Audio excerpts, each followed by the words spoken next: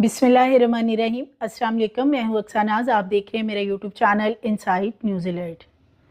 दानिया शाह और हकीम शहजाद दोनों ही बुरे फंस चुके हैं। पॉर्न वीडियोस का क्या मामला है, क्यों दोबारा से 5 दिन का जिस्मानी रिमांड एफआईए को दिया गया, अदालत की तरफ से क्या चीज़ें वहाँ पे बताई गई अदालत के अंदर कि जो रिकवर करनी है हकीम शहजाद से, और ये इतना सादा मामला नहीं है जितना समझा जा रहा था। हकीम शहजाद का बाहर आना बहुत मुश्किल हो चुका है और इसके पीछे असल मामला क्या हैं। एक तो निजी कॉलेज में रेप केस के हवाले से कुछ इस तरह की सोशल मीडिया पे चीज़ें शेयर की थी हकीम शहजाद ने, जो कि इश्तियाल दिलाने वाला कंटेंट था। एक तो वो रीज़न थी, लेकिन अब जब उनका मोबाइल चेक किया गया है तो कौन सी वीडियोस उसमें से निकली हैं कि जिसकी वजह से इनका बाहर आना अब तो मुश्किल हो चुका है और मज़ीद मुकदमात दर्ज किए जाएंगे जिनमें के संगीन दफात भी आयद की जाएंगी। तो नाज़रीन, जैसे कि दानिया शाह ने पहले डॉक्टर आमिर लियाकत हुसैन की वीडियोस बनाई और फिर उनको सोशल मीडिया पे शेयर करवाया और उनको बदनाम किया, उनकी इज़्ज़त को ख़राब किया और वो अपनी इज़्ज़त की वजह से ही इस दुनिया से रुखसत हो गए। अब उसी काम पे हकीम शहजाद को दानिया शाह ने लगाया, या कि वो पहले से ही इस तरह का शख्स था कि दानिया शाह ने उसको चूज़ किया शादी के लिए, ये तो दानिया शाह बेहतर जानती हैं। कुछ रोज़ पहले की बात है कि जब हकीम शहजाद ने एक वीडियो अपलोड की थी जो कि एक लाहौर के निजी कॉलेज का मामला था रेप केस के हवाले से, और बाद में पता चला कि वो सारी की सारी जो खबर है वो महज एक अफवाह थी और उसको मनगढ़ंत खबर के तौर पे मुख्तलिफ सोशल मीडिया की जीनत बनाया गया। उसके हवाले से एक कंटेंट था सराइकी चाचा के साथ बात करते हुए हकीम शहजाद का, जो कि सोशल मीडिया के ऊपर उन्होंने वीडियो अपलोड की और अपनी जिनसी अद्वियात के हवाले से बड़ी गलीज किस्म की वो उस वक्त बातें कर रहे थे उस रेप केस को लेके। वो कंटेंट जो है वो इश्तियाल अंगेज था, जिसकी वजह से हकीम शहजाद के खिलाफ कार्रवाई की गई एफआईए की तरफ से। और जब इनको अरेस्ट किया गया था तो यही नज़र आ रहा था कि सिर्फ एक वीडियो का मामला है। अब इनके मोबाइल चेक किए गए हैं तो इनके मोबाइल से पोर्न वीडियोस जो हैं वो बहुत सारी निकली हैं, और ये भी बताया जा रहा है कि कुछ ऐसी खवातीन की बीच में वीडियोस हैं कि जिनको ये कहते थे कि दवाई के सिलसिले में जो ये अपनी जिनसी अद्वियात फ़रोख्त करते हैं कि अपनी तस्वीर सेंड करें, तो उनसे तस्वीर और वीडियो मंगवाते थे और बाद में उनको इस हवाले से भी ब्लैकमेल करते थे। जो इतनी सारी वीडियोस बरामद हुई हैं, चैट कुछ इस तरह की नाजिबा इनके मोबाइल में से निकली है, उसकी वजह से इनका मज़ीद 5 रोज़ा जिस्मानी रिमांड अदालत ने मंजूर किया और इनको दोबारा से एफआईए के हवाले कर दिया गया है। अब इनके ऊपर संगीन दफात के साथ मज़ीद मुकदमात आगे दर्ज होने जा रहे हैं। और इसके साथ साथ हकीम शहजाद के हवाले से अगर बात करें तो जिस तरह इन्होंने सोशल मीडिया पे ये एक भूचाल लेके आए हुए थे तूफान बदतमीज़ी का, और जब से दानिया शाह से इन्होंने शादी की थी तो ये समझते थे कि पता नहीं कि इन्होंने कौन सा मार्का फतह कर लिया है, कौन सा ऐसा काम कर दिया है कि बड़ी अजीबोगरीब हरकत, बेहुदा किस्म की हरकतें, वर्गैलिटी वाली लैंग्वेज और मुख्तलिफ लोगों की तस्वीर को निकाल के मोबाइल के अंदर और फिर वीडियो बनाना, उसी तरह कंटेंट को अपलोड कर देना, गंदे अल्फाज इस्तेमाल करने। इनका जो कैमरा मैन है वो बड़े गंदे किस्म के अल्फाज इस्तेमाल करता था। इसी तरह जो हकीम शहजाद का कंटेंट होता था वो इंतहाई वर्गैलिटी वाला होता था। उसके बाद जो ये जिनसी अद्वियात की आड़ में घिनौना काम कर रहे थे कि लोगों से वीडियोस और तस्वीर मंगवाते थे कि ये वाली तस्वीर और वीडियो मुझे भेजें, उसके बाद मैं दवाई सजेस्ट करूँगा। तो ये बहुत सारी वीडियो और तस्वीर इनके मोबाइल्स में से निकली हैं और इसकी वजह से बताया ये जाता है कि लोगों से इन्होंने काफ़ी पैसे भी खाए हैं। पैसे हथियाने की वजह से जाहिर है फिर एफआईए मुतहरिक हुई है और अब इनके खिलाफ घेरा तंग किया जा रहा है। हकीम शहजाद के जो मामलात हैं मोबाइल के, तो एक मोबाइल नहीं है, 3 मोबाइल चेक किए गए हैं। नजेबा तस्वीर और वीडियो का मामला सामने आया है। मुकदमात साइबर क्राइम एक्ट के तहत दर्ज करने का फैसला किया गया है। लोगों को उकसाने, फ्रॉड करने, खवातीन को सोशल मीडिया पर तशहीर करके ये दिखाना कि इनकी जो अद्वियात हैं वो बड़ी ज़बरदस्त हैं और जिसकी वजह से ख़वातीन और मर्द हजरात बहुत ज़्यादा अट्रैक्ट होते थे, वो इनसे रब्ता करते थे इनकी जिनसी अद्वियात ख़रीदने के लिए। फिर ये उनसे वीडियो और तस्वीर मंगवाते थे और उसके बाद ये फिर उनके ज़रिए तस्वीर और वीडियोज़ के ज़रिए उनको ब्लैकमेल भी करते थे। इस हवाले से इनके खिलाफ कुछ एप्लीकेशंस FIA में भी आई हैं, जिसकी वजह से इनकी ये तमाम चीज़ें चेक की जा रही हैं। मोबाइल फ़ोन से रिकवरी हो गई है और न्यूड तस्वीर जो हैं और वीडियोस वो काफ़ी ज़्यादा निकली हैं। और इसके साथ साथ हकीम शहजाद को सोशल मीडिया पे जैसे कि निजी कॉलेज ज़्यादती केस था, उसके हवाले से इनको साइबर क्राइम ने मुल्तान से अरेस्ट किया था और फिर शुजाबाद जैसे कि ये वहाँ पे इनकी रहाइश है, वहाँ से इनको जब पुलिस वाले लेके गए थे तो अगले ही दिन इनको अदालत में पेश किया गया। 7 रोज़ा इनका जिस्मानी रिमांड लिया गया था और फिर 7 दिन मुकम्मल करने के बाद कल इन्हें जब दोबारा अदालत लाया गया तो इनकी बड़ी बुरी हालत थी हकीम शहजाद की। और इनके पीछे भी जिस तरह एक जम्मे गफ़ीर ये लेके चलते थे जी कि मैंने बहुत सारे मुलाजमीन रख रखे हैं, मेरा बड़ा हल्का अहबाब है, तो कोई भी इनके पीछे अदालत नहीं गया। माँ सवाए वहाँ पे दानिया और उसकी माँ थी, ना तो इनकी कोई पहली जो बीवियाँ हैं उनमें से कोई मौजूद था और ना कोई इनके दोस्त अहबाब जो ये कहते थे, क्योंकि इन्होंने अपना जो दवाखाना इनका सील किया गया है वहाँ पे बताया जाता है कि जो मर्द हजरात बैठे होते थे लाइनें लगा के वो सारे पेड होते थे, क्योंकि लोगों को सिर्फ ये बताने के लिए कि मेरा दवाखाना बहुत ज़्यादा चलता है, मैंने इतनी ज़्यादा यहाँ पे लोगों की नफरी रखी हुई है, क्योंकि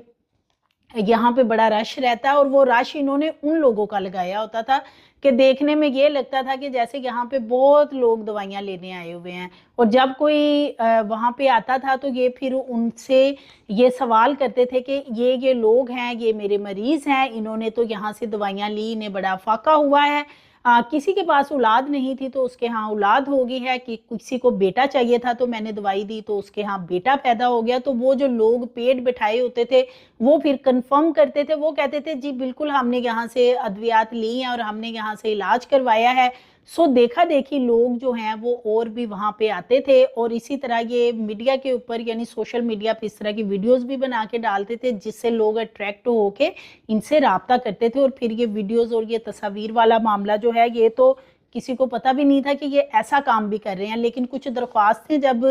FIA को दी गई हैं तो उसके बाद इनके खिलाफ ये कार्रवाई की गई है और इनके मोबाइल सारे चेक किए गए हैं ताकि जो वीडियोज़ हैं, तस्वीर और डाटा सारा रिकवर किया जा सके। जब इनको गुज़श्ता रोज़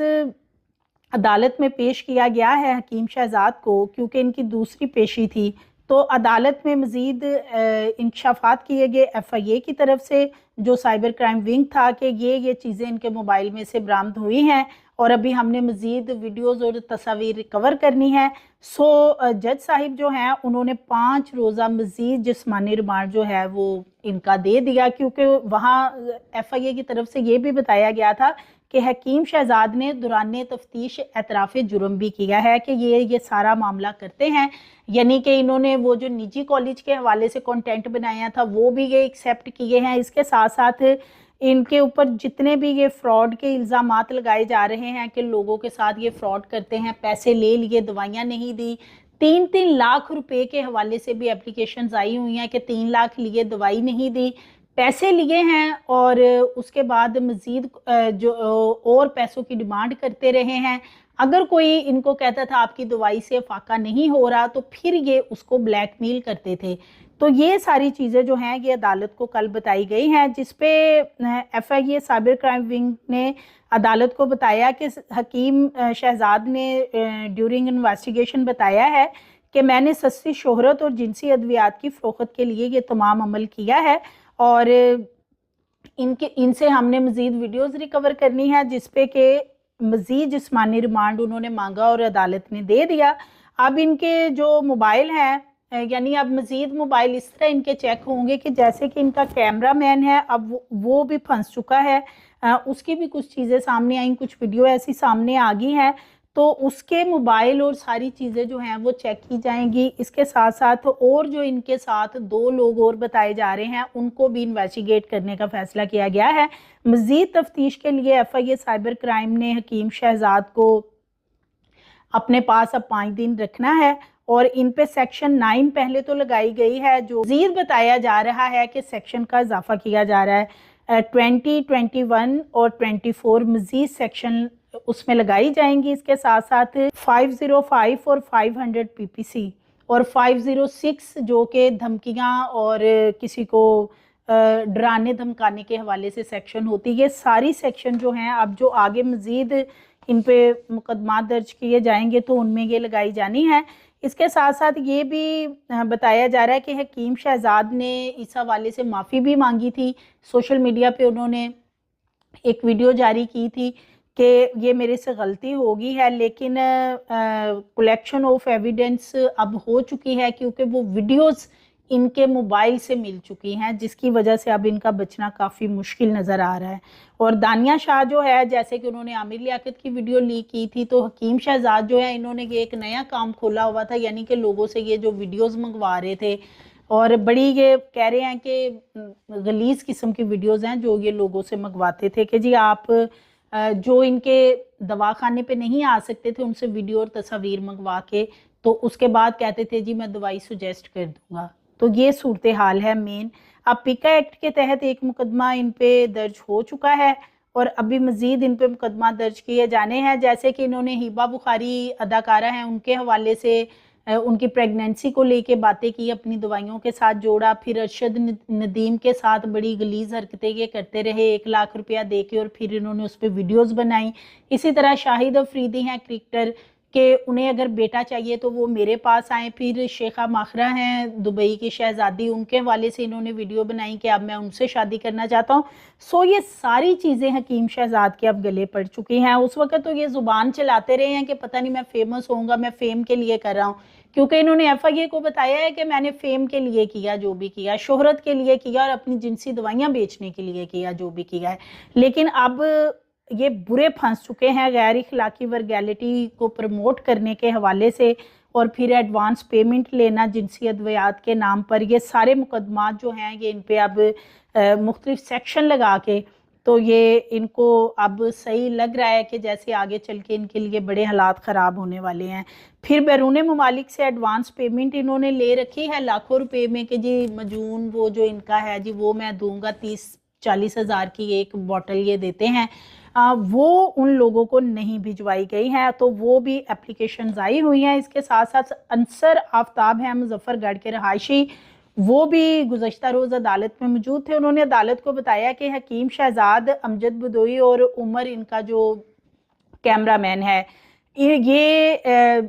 इन्होंने इनसे अंसर की फैमिली से 3 लाख रुपए लिए हैं इलाज के नाम पे, और उनके साथ फ्रॉड किया है, उनको ना दवाइयाँ दी हैं, और अगर कोई एक आध दवाई दी तो उससे बाकायदा गुर्दों के मसाइल जो हैं उन्होंने जन्म लिया है। और अगर उन्होंने अंसर आफ्ताब का अदालत को बताना था कि अगर मैंने सोशल मीडिया पे इस हवाले से अवेयरनेस के लिए एक वीडियो बना के डाली, पोस्ट की कि इनकी जो दवाइयां हैं वो गुर्दों को डैमेज करती हैं या ये इस तरह पेमेंट ले रहे हैं और मेडिसिन नहीं बर वक्त दे रहे, तो इन्होंने हकीम शहजाद ने उनको गालम गलोच की, उनको जान से मारने की धमकियां दी, और उनके ख़ानदान को बदनाम करने के लिए इन्होंने मुख्तलिफ वीडियोस बनाई हैं जो कि इनके अकाउंट पे मौजूद हैं, जिन्हें रिकवर भी किया गया है। इसके साथ साथ उनका ये भी कहना है कि जो इनके कैमरामैन हैं उमर, उनके जो मुख्तलिफ अकाउंट्स हैं वो भी चेक किए जा रहे हैं जिनसे नफ़रत अंगेज़ मवाद शेयर किया गया है। फिर एक यूसुफ भट्टी हैं, शहजाद हैं और अमजद बदोई 007, इनके ये जो ऑफिशियल अकाउंट है ना, ये तमाम के तमाम एफआईए रिकवर कर रहा है। इन पे जितनी भी अपलोड हुई हैं वीडियोस, वो तमाम लोग जो भी इनके साथ काम कर रहे हैं और जिन्होंने वो वीडियोस अपलोड की हैं, वो सबको कटहरे में लाने का फैसला किया गया है और इन सबको 1 बाय 1 पकड़ के इन्वेस्टिगेट किया जा रहा है। और सराइकी चाचा जो है वो भी इस मुकदमे में नामजद हैं, जो कि पिका एक्ट के तहत दर्ज किया गया। और जो वर्गल कंटेंट है बिलखसूस, अब उसमें ये सारे के सारे जो हैं इनके कैमरामैन और जो भी इन्होंने अपने अकाउंट बना रखे थे 8-10, वो सारे के सारे लोग जो हैं वो फंस चुके हैं बुरी तरह। और इसके साथ साथ जो दानिया शाह है वो तो फ़िलहाल अभी गायब है। अदालत ज़रूर वो 1-2 दफ़ा आई है जब पेशी हुई है हकीम शहज़ाद की, लेकिन दानिया शाह ने कोई ऐसा वकील कोई हायर नहीं किया हकीम शहज़ाद के लिए। वहाँ पे जो देखा गया गुज़श्ता रोज़ वो यही था कि हकीम शहज़ाद के पीछे उनका कोई भी जानने वाला नहीं आया था। जो वो कहते थे जी मेरे साथ तो बड़े लोग हैं, मैं बड़े काम करता हूँ, मैं फ़लाही काम करता हूँ, मैं लोगों के लिए रोज़गार के मौके पैदा करता हूँ, लेकिन उनके पीछे अदालत में कोई नहीं आया। अभी इनका ये जो मामला है 5 दिन मज़ीद चलेगा इनका चालान, और फिर क्या रिपोर्ट आती है, कौन सी दफ़ात लग के मज़ीद मुकदमा दर्ज होते हैं, वो भी आपसे शेयर करूँगी। मज़ीद वीडियोज़ के लिए चैनल को सब्सक्राइब करें, लाइक करें, बेल आइकन को प्रेस करें ताकि आने वाली वीडियोज़ आपको मिलती रहें।